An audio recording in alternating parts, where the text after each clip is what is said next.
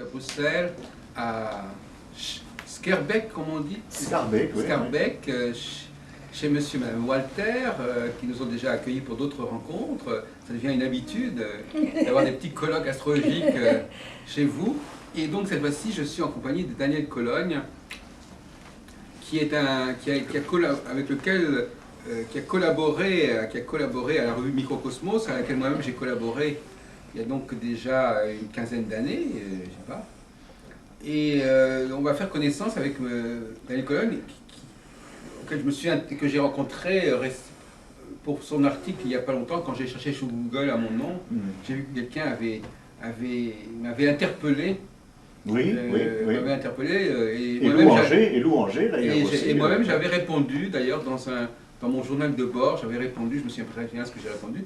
Enfin, maintenant, vous êtes en face de moi, et donc vous allez nous commencer à nous dire comment vous en êtes venu, et quelles sont les étapes qui vous ont amené à l'astrologie, en fait. Oui, eh bien c'est effectivement quelque chose de très curieux, parce que je crois qu'au départ, sauf peut-être dans ma carte du ciel, là, l'astrologue seul peut apporter une réponse. Je suis né le 27 novembre 1946 à Bruxelles à 3 h du matin. Et là, il y a peut-être des éléments qui montrent que j'étais prédisposé à rencontrer un jour ou l'autre sur mon Denkwerk, comme disent les Allemands, l'astrologie. Mais au départ, c'était pas évident, parce que, disons, je suis issu d'une famille catholique, une famille, je dirais, d'un catholicisme qui est à la fois puritain, élitiste et de reconquête. Donc, c'est-à-dire que c'était la jeunesse ouvrière chrétienne dont ma mère faisait partie avant la guerre. Donc, je suis né juste après la guerre. Elle m'apprenait dans les années 50 des chansons de la jeunesse ouvrière chrétienne qui étaient des chansons de reconquête, que nos âmes soient prises d'un rêve de conquérant. Il s'agissait de reconquérir le terrain perdu contre la laïcité, principalement sur le plan des mœurs et sur le plan de la séparation des pouvoirs, et le terrain perdu contre le communisme, qui avait évidemment fait main basse sur les classes ouvrières et que la chrétienté voulait récupérer. Oui, bien sûr. Donc ça, c'est une première influence, l'influence de ce catholicisme, donc je le répète, puritain, anti-égalitaire et de reconquête. Donc il y avait une influence incontestablement de droite, si on peut la qualifier politiquement. Et puis à côté de ça, ce qui a créé d'ailleurs une contradiction, parfois difficile à vivre et à résoudre, il y a eu l'école, la scolarité, l'école et l'université. Je suis un enfant des écoles laïques et j'ai fréquenté l'Université libre de Bruxelles, qui est un bastion de la laïcité et de la libre pensée. Et donc là, j'ai commencé à concevoir un petit peu l'idée d'utopie. J'ai arrivé en 1968. Je suis un 68 ans. Oui, je suis un 68 ans. J'étais en première licence, c'est-à-dire en avant-dernière année d'université en 68. Et là, j'ai eu par exemple un cours qui m'a beaucoup marqué, un cours de Raymond Trousson, l'histoire littéraire de la pensée utopique, qui m'a donné donc envie de consacrer quand même mon investissement intellectuel au dessin des contours d'une société idéale. Donc si vous voulez, il y a deux choses en moi qui sont contradictoires. Dans les années 70, au moment où je termine mes études et au moment où je commence à enseigner et où je commence, disons, à avoir vraiment un parcours intellectuel un peu original, il y a deux choses qui sont contradictoires. C'est d'une part le catholicisme familial, très dur, et d'autre part, cette ouverture à cette idée d'utopie, de société idéale propre, je dirais, à la libre pensée, ce qui fait de moi finalement un mélange de droite et de gauche. D'accord. Voilà. Et donc ça nous éclaire votre position actuelle? Non, la position actuelle peut-être pas. Disons que pour comprendre la position actuelle, il faut encore parler d'une quinzaine d'années intermédiaires. Donc là, on est en 70, je viens de terminer mes études, je pars à Genève pour enseigner le français et le latin. Et pendant que je suis donc professeur à Genève, je découvre les œuvres de Julius Evola et de René Guénon. Ah, voilà, c'est ça. Donc deux auteurs qui m'ont profondément marqué et qui justement m'ont aidé à résoudre un petit peu cette contradiction. Ouais. Surtout Guénon, bien entendu. Surtout Guénon, qui est un penseur anti-égalitaire, d'une part, mais qui est aussi, donc, qui correspondait un petit peu à l'aspect contre-révolutionnaire de mon éducation familiale. Hein, j'avais été éduqué dans le catholicisme, donc dans la contre-révolution. Contre-réforme. René Guénon et Julius Evola, par leur anti-égalitarisme, me comblaient, je dirais, sur ce plan-là. Et d'un autre côté, il y a chez Guénon et Evola un essai de concevoir un nouvel âge d'or, finalement. C'est le retour de l'âge d'or, un âge d'or qui n'est pas égalitaire, mais qui est quand même une société idéale fondée sur ce qu'Aristote appelait la juste inégalité. Oui. Et donc, ces deux auteurs ont comblé, je dirais, un petit peu ce que j'appellerais mon désir d'un utopisme de droite. Je me suis souvent défini comme un utopiste de droite. Donc, c'est-à-dire que je pars d'un point de vue de droite, mais j'essaye quand même à partir de là, et surtout sous l'influence de Guénon et d'Evola, j'essaye de combattre un certain nombre des a priori typiques de la droite. Hein. Par exemple, l'a priori raciste. Bon, je pense que Guénon et Evola ont développé une théorie de la race de l'esprit qui permet de surmonter un petit peu la tentation du racisme biologique, des a priori religieux. Donc ça m'a permis de dépasser par exemple le provincialisme chrétien et de m'ouvrir à d'autres religions et à d'autres formes de pensée comme l'hindouisme, le bouddhisme ou l'islam, voire même la pensée chinoise traditionnelle. Donc le préjugé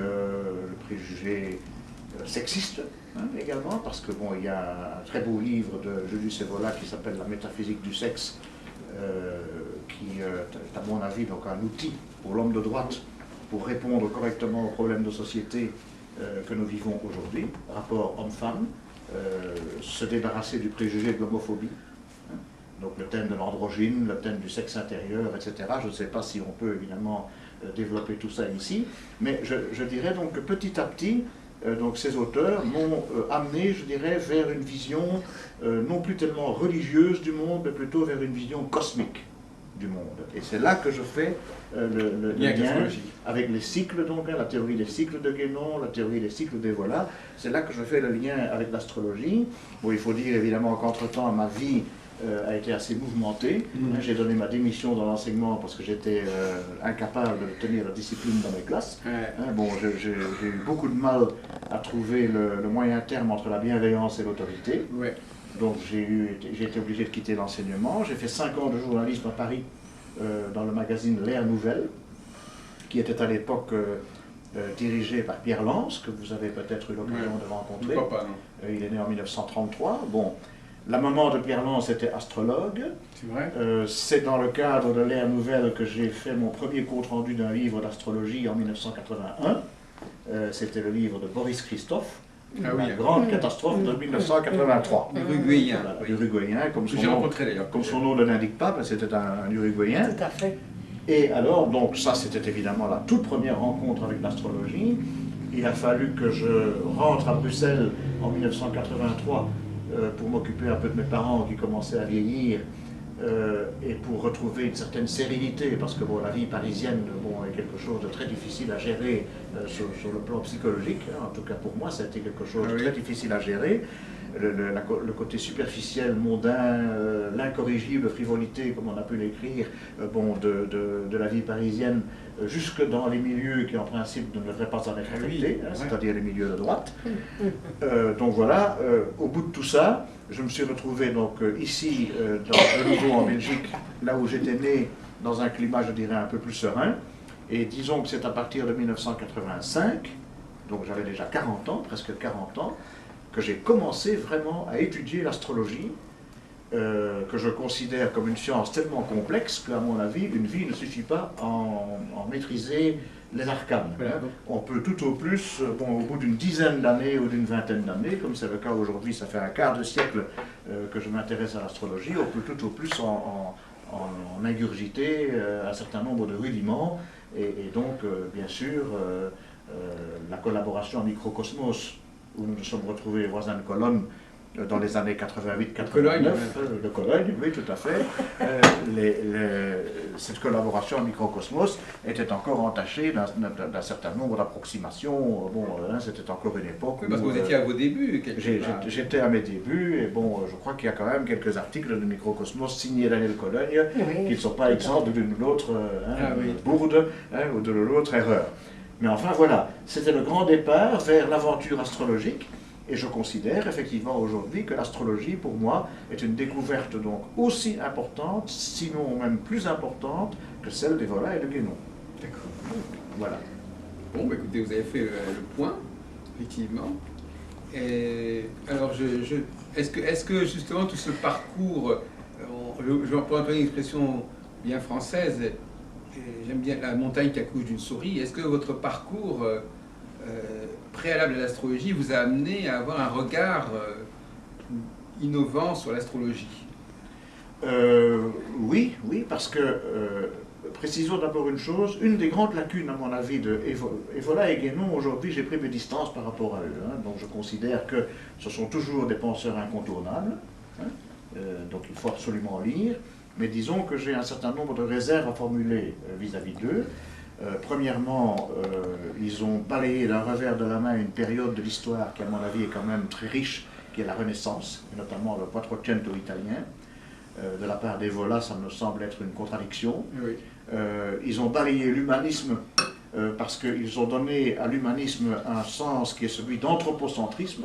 Donc pour eux, l'humanisme, c'était mettre l'homme au centre du monde et par conséquent nier Dieu, ce que je peux parfaitement comprendre, hein, qu'on fasse cette critique d'un point de vue religieux d'un humanisme qui est un anthropocentrisme, mais par contre, ils ont balayé d'un revers de la main d'une manière un peu cavalière, je dirais, tout le côté érudition et tout le côté multiculturel de l'humanisme. C'est-à-dire l'humanisme, pour moi, nous autres ici en Belgique, Michel le sait bien aussi, nous faisons nos études secondaires, on dit que nous faisons nos humanités. Oui.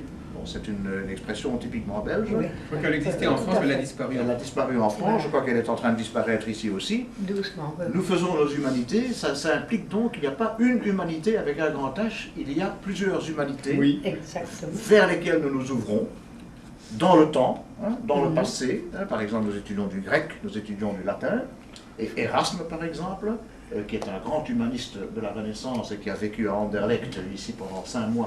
Il y a un très beau musée de la Renaissance ici, qui est la maison d'Erasme.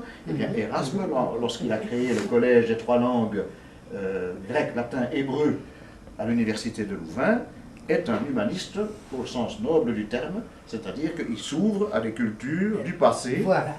qui sont incontournables. Bon. Et très riche. Mais on peut aussi s'ouvrir à des cultures dans l'espace.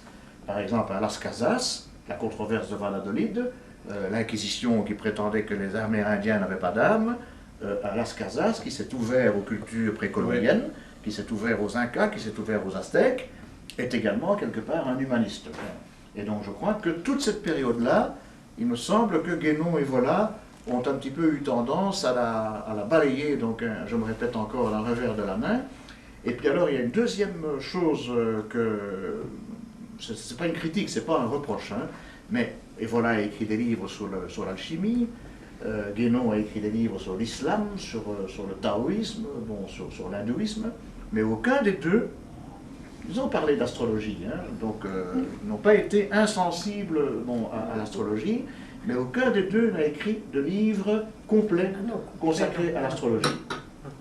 Alors, donc, pour répondre à votre question, Jacques, je dirais donc que entre Evola et l'astrologie, il n'y a pas beaucoup de liens. Là, c'est un petit peu la montagne qui accouche d'une souris, parce que bon, tous les efforts faits pour assimiler la pensée d'Evola ne m'ont pas apporté grand-chose sur le chemin de l'astrologie. Par contre, Guénon, il y a un livre de Guénon qui s'appelle « Symboles fondamentaux de la science sacrée », où là, un certain nombre d'articles, c'est un recueil posthume d'articles, mais un certain nombre d'articles abordent le symbolisme astral, le symbolisme cosmique. Tout à fait. Et je crois qu'à travers cette approche-là, incontestablement, il y a une continuité entre le guénonien que j'ai été pendant quand même une vingtaine d'années et l'homme qui s'intéresse aujourd'hui à l'astrologie. Je précise, Jacques, et je crois que nous avons là un point en commun, nous ne sommes pas des astrologues, mais nous sommes des intellectuels qui nous intéressons à l'astrologie. Justement, Guénon, il aborde la question de la déchéance, de la décadence des savoirs. Oui, oui. De la corruption des savoirs, Oui. du fait qu'il y a une déperdition.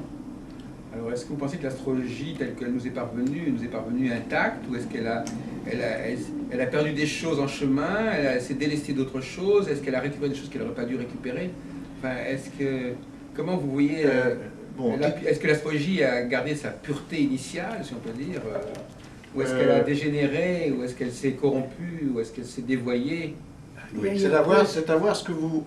Est-ce que Guénon peut en parler un peu comme ça? Si Gémini veut intervenir sur cette question-là, je pense que c'est le moment, ce serait peut-être le moment, mais au préalable, donc, je voudrais essayer de cerner votre question de la diviser en deux parties, je dirais. Si vous appelez pureté originale ou originelle, hein, bon, l'âge d'or, que maintenant, aujourd'hui, après donc, la période Évola, la période Guénon, on sait très bien que pour Guénon, l'âge d'or, c'est l'unité transcendante des religions.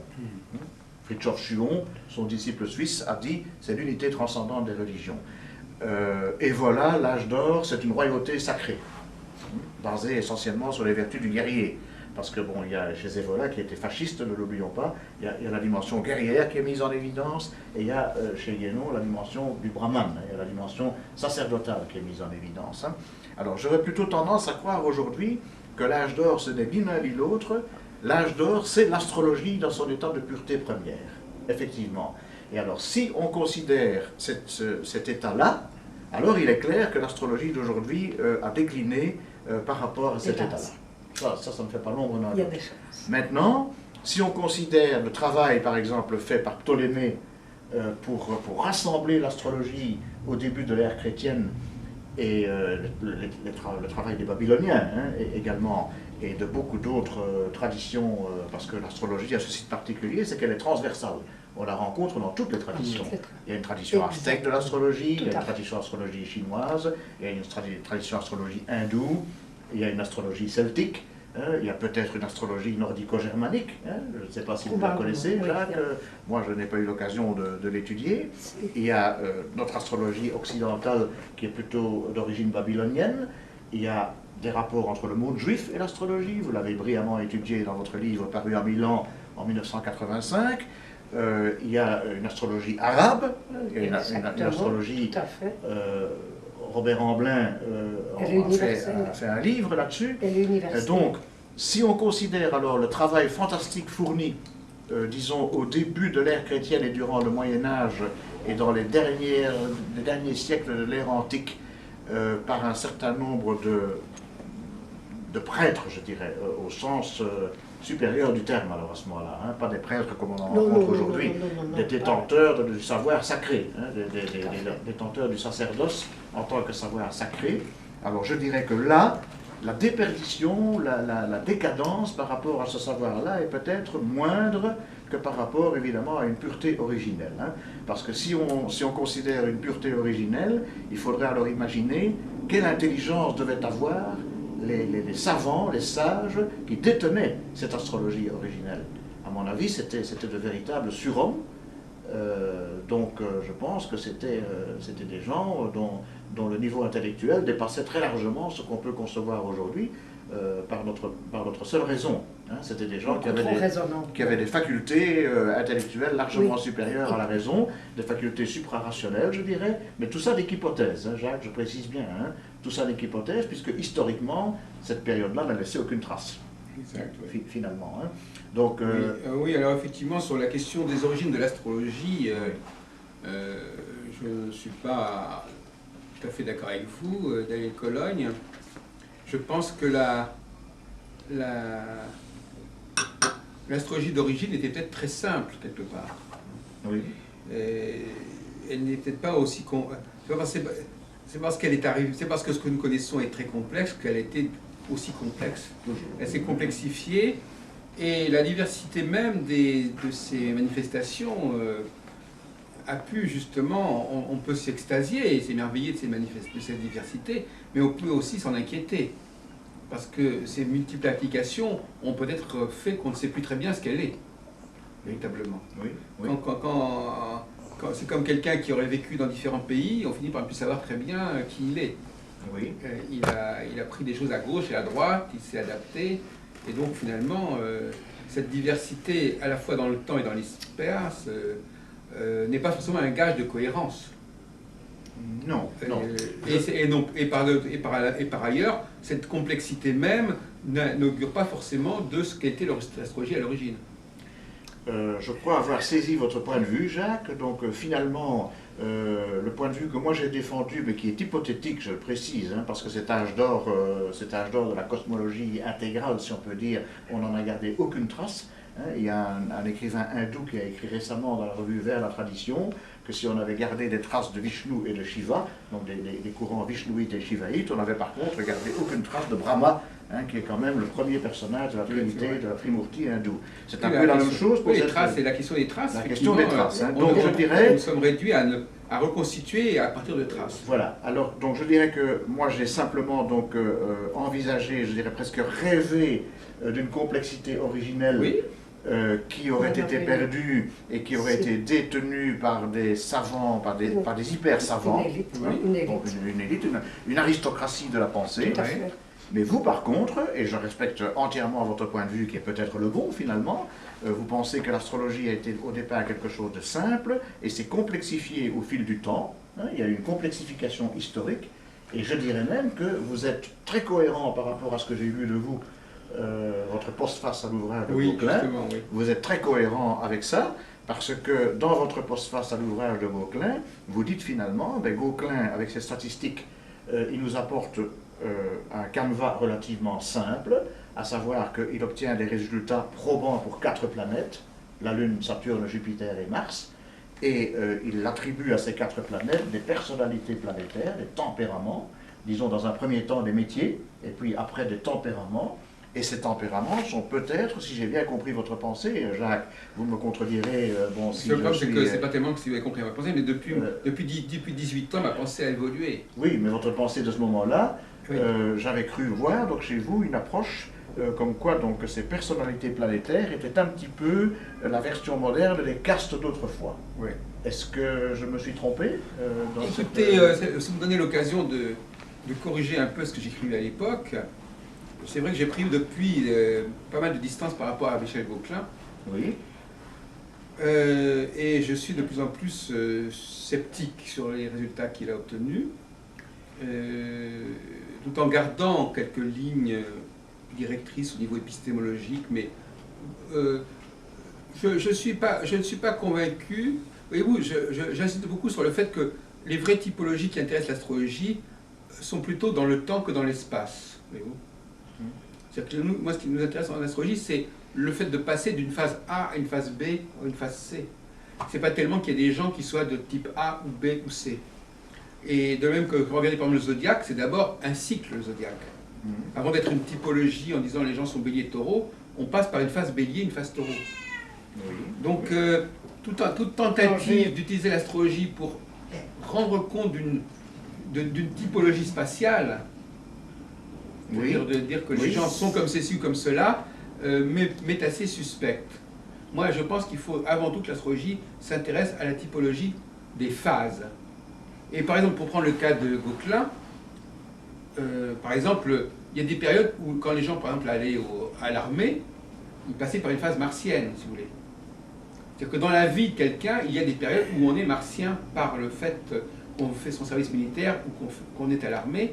On n'est pas martien de façon permanente. De même que quelqu'un peut avoir des périodes où il est au pouvoir et qu'il y a des périodes où il n'est pas au pouvoir. Voyez-vous. Oui, oui. Donc, c'est pas la peine de figer les classifications temporelles comme si c'était des structures absolument définitives chez l'individu. Voyez-vous. Oui. Donc, je crois que c'est un peu vain, cette idée de vouloir, alors que des castes aient existé, c'est certain, mais même ces castes, à mon avis, c'est déjà une forme de décadence. C'est-à-dire que c'est pour ça que moi, alors vous me dites qu'il ne reste pas... Moi, j'essaie de revenir le plus... Je pense qu'avant qu'il y ait la caste des guerriers ou des brahmanes, etc., je pense qu'au départ, il s'agissait plutôt de phases, de phases qu'il fallait assumer, et ce n'est que progressivement que certaines populations sont devenues spécialisées dans telle ou telle phase. Oui, oui. Or, le grand problème de l'astrologie, M. Cologne, c'est de savoir dans quelle mesure faut-il se servir de l'astrologie pour valider des évolutions qui sont contestables de l'humanité. De la même façon, par exemple, que faut-il se servir de l'astrologie pour parler de tel ou tel pays. Oui. Par exemple, le fait d'attribuer un certain signe à un certain pays, c'est-à-dire que tout ce que nous construisons nous, il ne faudrait pas que l'astrologie soit c'était d'ailleurs une de ses vocations d'ailleurs, l'astrologie soit uniquement utilisée pour valider nos propres errements ou nos propres solutions. C'est pas la peine de. Moi, je pense que c'est une application de l'astrologie qui n'est pas louable. Si vous permettez, Jacques, de vous interrompre Non, ici, mais parce qu'il y a tellement de richesse dans ce que vous Oui. dites et tellement de potentialité dans ce que vous dites. Donc, je dirais donc tout d'abord, vous optez pour une perspective diachronique plutôt que synchronique. Oui, voilà. Je fais un petit peu un lien, donc là, vous êtes le Ferdinand de Saussure de l'astrologie, puisque le linguiste Ferdinand de Saussure distinguait l'étude de la langue, l'astrologie est un langage finalement, hein, bon, donc l'étude du langage d'un point de vue synchronique, c'est-à-dire d'un point de vue formaté, hein, si je puis Spatial, dire, oui. spatial, et aussi d'un point de vue diachronique, dans le temps, Oui. bon, comme des cycles. Donc ça, c'est une première remarque. Et alors là, ça nous amène à deux autres choses que vous avez donc dites dans votre très riche intervention il y a quelques instants. C'est que donc, d'une part, à mon avis, vous prenez donc en compte les évolutions, donc par conséquent, est-ce qu'à ce moment-là, là évidemment je vous pose un peu une question alors que c'est vous l'intervieweur, mais on va rebondir peut-être là-dessus. Est-ce que sur le plan personnel, vous accordez alors de l'importance au transit par exemple? Est-ce que les transits en astrologie vous semblent être une dynamique de cette évolution et que finalement l'individu martien que vous dites, donc il fait son service militaire, il est martien, est-ce qu'à ce moment-là il bénéficie d'un bon transit de Mars? Parce que s'il n'a pas un bon transit de Mars, il va se casser la figure.